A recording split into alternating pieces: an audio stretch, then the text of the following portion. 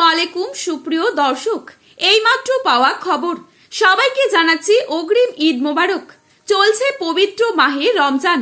রমজান মাসের প্রায় শেষ পর্যায়ে শুরু হতে যাচ্ছে মুসলমানদের সবচেয়ে বড় ধর্মীয় উৎসব পবিত্র ঈদ উল ফিতর। এই মুহূর্তে সবার মনে একটাই প্রশ্ন, কবে দেখা যেতে পারে পবিত্র ঈদ উল ফিতরের চাঁদ?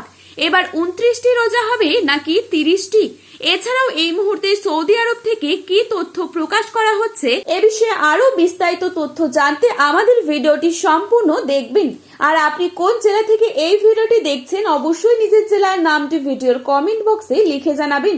চ্যানেলটিতে নতুন এসে থাকলে অবশ্যই চ্যানেলটি সাবস্ক্রাইব করে পাশে থাকা বেল আইকনটিকে প্রেস করে রাখবেন এবং কমেন্ট বক্সে ঈদ মোবারক লিখে জানাতে ভুলবেন না। রোজা ইসলাম ধর্মের গুরুত্বপূর্ণ ফরজ বিধান।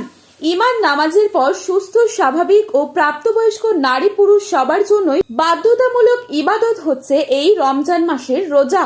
বাংলাদেশে এবার পবিত্র রমজান শুরু হয়েছে 19শে ফেব্রুয়ারি 2026। এক মাস সিয়াম সাধনার পর শাওয়াল মাসের চাঁদ দেখা গেলে উদযাপিত হয় পবিত্র ঈদ উল ফিতর, যা অত্যন্ত আনন্দের এই দিনটি। রমজান মাসের 29 তারিখ সন্ধ্যায় আকাশে শাওয়াল মাসের নতুন চাঁদ খোঁজা হয়। চাঁদ দেখা গেলে পরের দিনে ঈদ, আর চাঁদ দেখা না গেলে রমজান মাস 30 দিন সম্পূর্ণ হয়ে তারপরের দিন ঈদ উদযাপিত হয়। এদিকে বিশ্বের বিভিন্ন দেশ সহ বাংলাদেশেও এবার পবিত্র রমজান মাস 30 দিন পূর্ণ হওয়ার সম্ভাবনা রয়েছে। সেই অনুযায়ী আগামী 21শে মার্চ পবিত্র ঈদ উল ফিতর উদযাপিত হতে পারে বলে ধারণা করা হচ্ছে।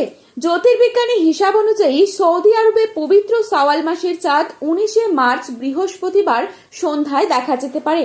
ফলে সেখানে 20 মার্চ অর্থাৎ শুক্রবার দিন পবিত্র ঈদ উল ফিতর উদযাপিত হবার সম্ভাবনা রয়েছে। এ কারণে 21শে মার্চ শনিবার পবিত্র ঈদ উল ফিতর উদযাপিত হবার সম্ভাবনা রয়েছে।